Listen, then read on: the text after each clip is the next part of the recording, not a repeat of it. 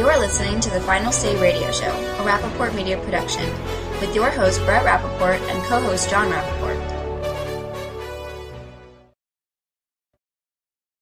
Without further ado, I want to introduce you to our next guest, Miriam Miller. Miriam is a friend, a longtime friend, but Miriam is a marketing genius in the world of big marketing with Finn Partners. But most importantly, for this story, we want to talk about Common Core. Miriam is a mother. Miriam is a thinker. Miriam is a woman who cares about her community, who cares about her faith, who cares about her country, and who cares about the future of her kids. So, Miriam, welcome back to the Final Say. Hi, John. Hi, Brett. Thank you. Hi, how are you? So, Miriam, I want to get right to this. So, Common Core. I know you've been spending a lot of time tracking and looking at this issue, and, you know, Common Core sounds wonderful.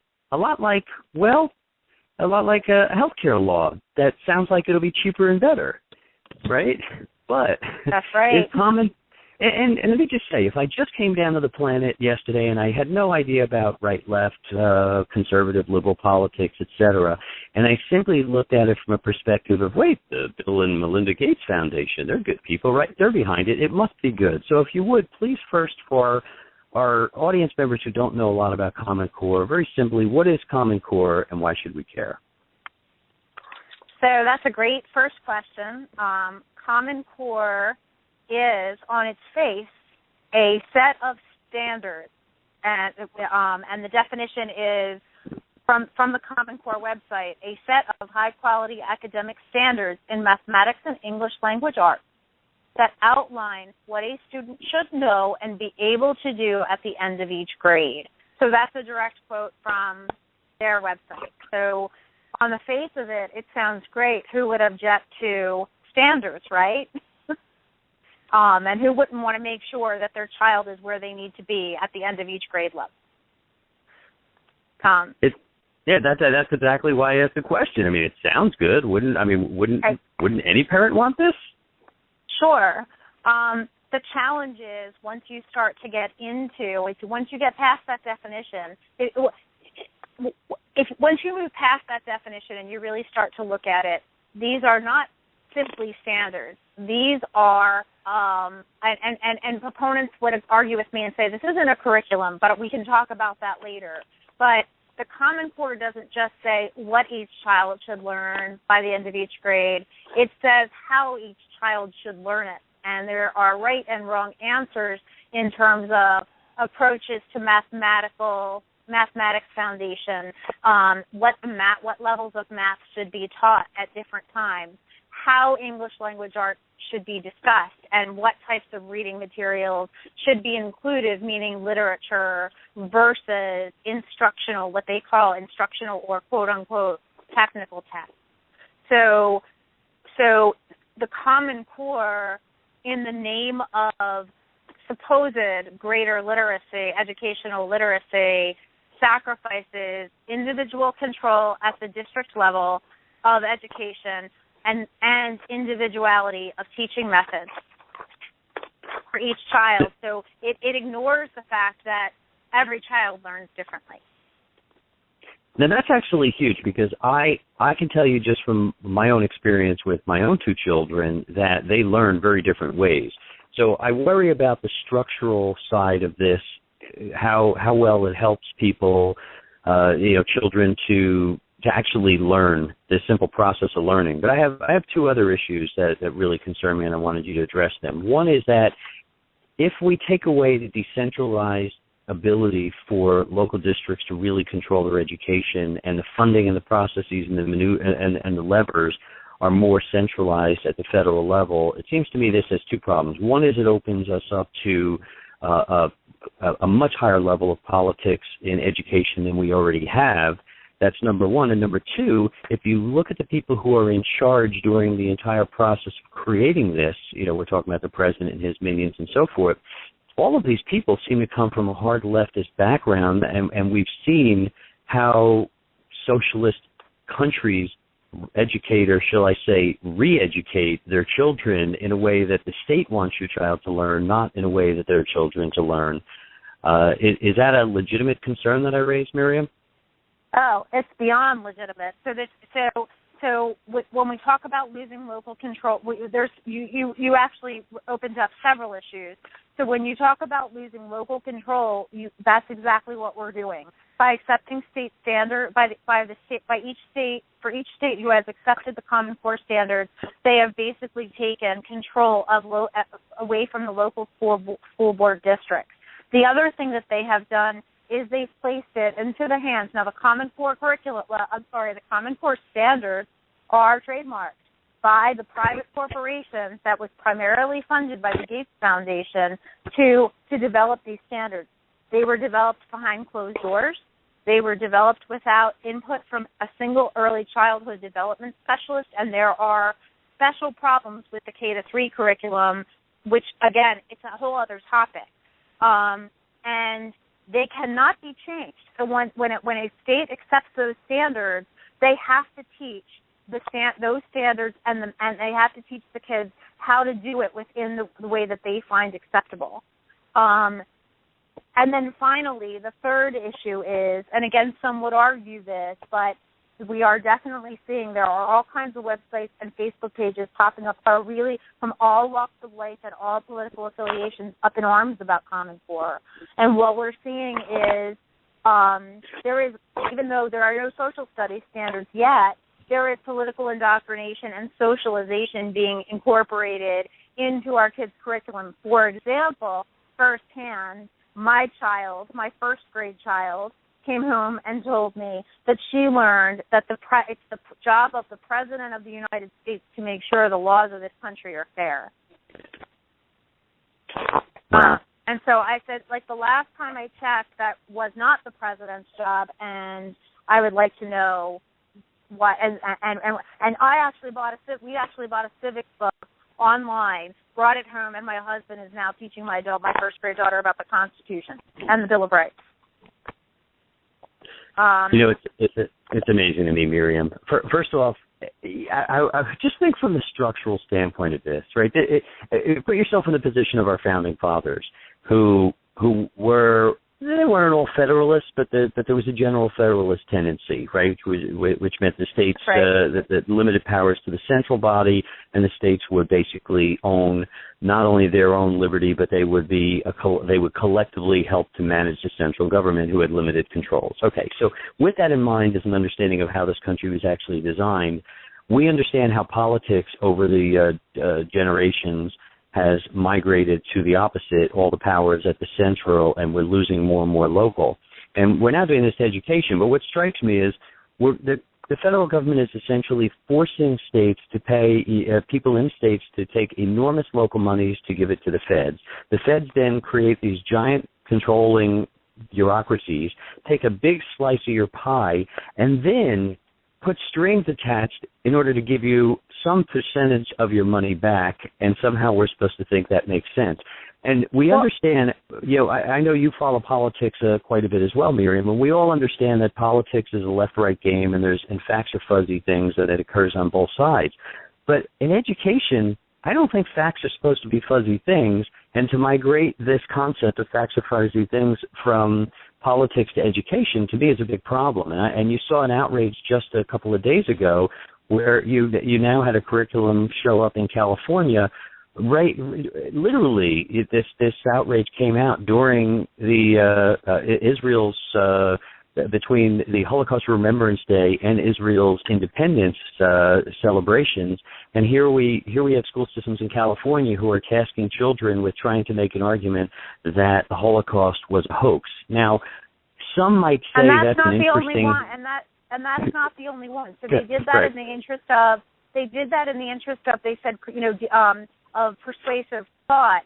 There was several months ago, an exercise that was given out in a high school in Buffalo, New York, that asked students to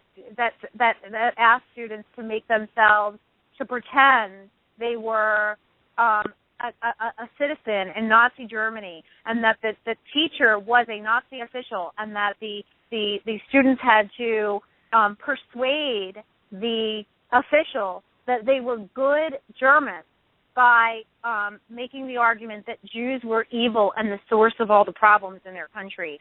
So we kind of see, if we talk specifically about this issue, we see a theme emerging. Two different assignments and two different assignments on opposite sides of the country, both of which are Common Core aligned, and they have to do with persuasive thinking regarding Jews and evil doing. And I find that if any other minority group were the subject of those two exercises, the entire country would be up in arms about it. But even putting that aside, Genesis, we started this whole high-stakes testing issue with No Child Left Behind, and President Bush did not do a good job. In the last 2 decades, the issues around teaching to the test, increased and forced diagnoses of greater numbers of kids with ADHD and forcing medication on kids because of it, because those mitigated the results of the test. It started with No Child Left Behind. The Common Core has tied everybody's hands now, because when a state accepted Common Core in exchange for a No Child Left Behind waiver and Race to the Top funding. So technically, if you ask the federal government, they say, we don't own the standards. We're not forcing this down anybody's throat. But behind the scenes, in order to get the federal money, the states had to accept those two conditions, the condition of Common Core. So you have educational standards that are written by and owned by people behind closed doors being imposed on us in exchange for a waiver and funding. Now, Senator Grassley at the federal level has introduced a bill to untie No Child Left Behind waivers and federal funding from implementation of Common Core. I haven't heard a lot about it since it was introduced, but we know there's a bill out there. So I have already, for example, sent Senator Grassley a note of thanks for doing that, and I would ask anybody who's listening to reach out to your local people, your representatives, because there is a bill now that would untie that, and that would release these. They have taken our children hostage. That's what they have done. The states sold our children in exchange for standards that, in almost every case, 46 states accepted the standards. In almost every case, the standards were not complete yet, and the states accepted educational standards sight unseen in exchange for the waivers and the money. They have sold our children. That's an excellent. And the Common Core is, its methods are unproven. They are untried. They were not vetted, and they do it. If you tie this back to the individual teaching style issue, Common Core standards are geared towards the average student, give or take, the median range. They do not take into account how you challenge advanced learners, nor do they take into account kids who might need extra help or need to learn in different ways. So these standards are designed to turn out a generation of children who think like an average kid. Yeah. And that terrifies me. Yeah, I'll give you a couple problems, and then I'm just going to read from the national reports are coming out on our performance of our seniors in high school. And so nationally, 74% of all 12th graders scored below proficient levels in math, and 62% scored below that level in reading. Let me go on to say something else about the test. And again, I apologize. Again, this is the problem. Is there are so many issues related to Common Core that I could be talking to you for 3 hours and we wouldn't get through all the issues. So that's part of the problem, because the Common Core test, the Common Core aligned standardized test, the cut scores, you can look at New York. New York is a great bellwether because they are a full year ahead of most other states in implementation. The cutoff scores for the Common Core aligned test are very high, and they are, by Common Core admission, designed so that the majority of students fail. It's amazing to me, and I got to tell you, because my kids come home with the books from this wonderful New Jersey school system, of course, which we pay in New Jersey more per student than just about anywhere on earth. And I read first, when you look at the math problems, it's like they're redefining how you teach math to a point where I look at this and I'm like, it doesn't even make sense to me. It's like you're creating 5 extra steps to get to something that you're not even getting the right answer because you obviously don't even understand what they're teaching. So you just hit on a major issue, because the issue, and that issue is, again, this is a whole other issue. This issue has to do with the following. Common Core says rote memorization is bad, right? So we want all our kids to think like mathematicians. So the idea is, well, your kids are coming home with, and what my first grader is coming home with, is the concept of, well, we don't want our kids to memorize because they don't understand what they're doing, which is not correct, and it's particularly detrimental in the K-3 curriculum, and I'll tell you why in a minute, why they're reinventing it. In the end, that's their rationale for it, but what they're really doing is creating a chasm between parent and child. So your child comes home with mathematics that you have no idea how to help them do because they haven't prepared parents for these changes. They haven't offered training materials. They haven't offered support groups or information about how the math curriculums are changing, right? So your child comes home and you can't help him or her with math. What does that do? That sends the message to your child that the only place he or she can learn is at school. That's a good point. Now, John and I are gifted. We're probably smarter than the average parent at home, so we're able to do this with our kids. But you're absolutely right. A lot of people can't. And just you also have to think about it, right? So my daughter's in first grade. She did not learn her addition and subtraction facts. I am now teaching her separately. But 2 weeks ago, she came home with a math page with the following topic: using 8 to add 10. Okay. Once I looked at it, I totally understood what it was, right? Like I had to look at it, think about it, and then say, okay, this is how I help her learn this, right? Really what it was saying is, if 8 plus 5 equals 13, it was basically trying to teach math facts on 13, right, in this case. So if 8 plus 5 equals 13, and 8 is 2 less than 10, then if you take 2 away from the 5, 10 plus 3 must also equal 13.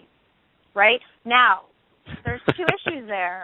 Right? So my point is, it's number one, it doesn't come naturally to parents because we didn't learn it that way. Number 2, a lot of parents don't have the luxury of time, right? We're all working harder than ever. The economy stinks. A lot of people are behind the eight financially, and they do everything they can to keep their kids on track. But they're overwhelmed, and now their kids are coming home with homework that they can't help them on, and the school hasn't prepared them for.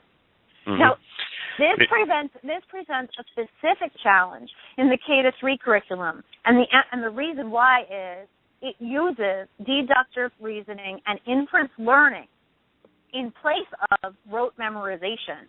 And the problem with that is kids in first grade don't have deductive reasoning skills. Their brains aren't wired for it yet. In most cases, all this early childhood development data indicate that around 5th or 6th grade is when our kids learn to really start to learn and understand inference and deduction. Absolutely. Miriam? And so, yeah, I'm sorry. Yeah, it's okay. I hate that we're coming up at the end of the program, and I hate to cut you short. So what I'm going to do is John and I are going to invite you back onto the program because we'll pick up this discussion. But I will have my actual Common Core books, and I'll read actual examples along with you so we can really break this down and explain to the American people why this is so bad. Anyway, Miriam, John jump in.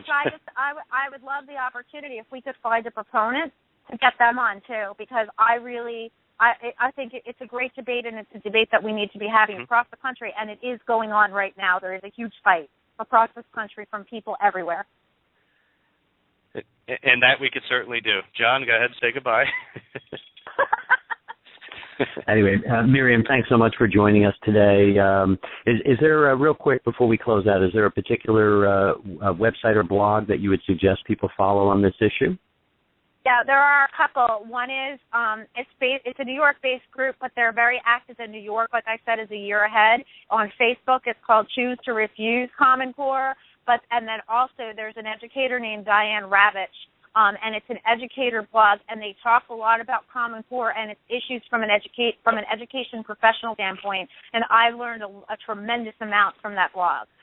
I have Diane's book, by the way. She's I think she was an educator for about almost 40 years and an incredible amount of experience. And but anyway, it's been great talking with you, and we will have you back on very soon. Thank you very much. And I sorry I ran on like that. This is an issue with so many arms and legs. I appreciate the opportunity to come on the show. Thank you. Oh, it's great stuff as always. All right, take care, Miriam. Bye.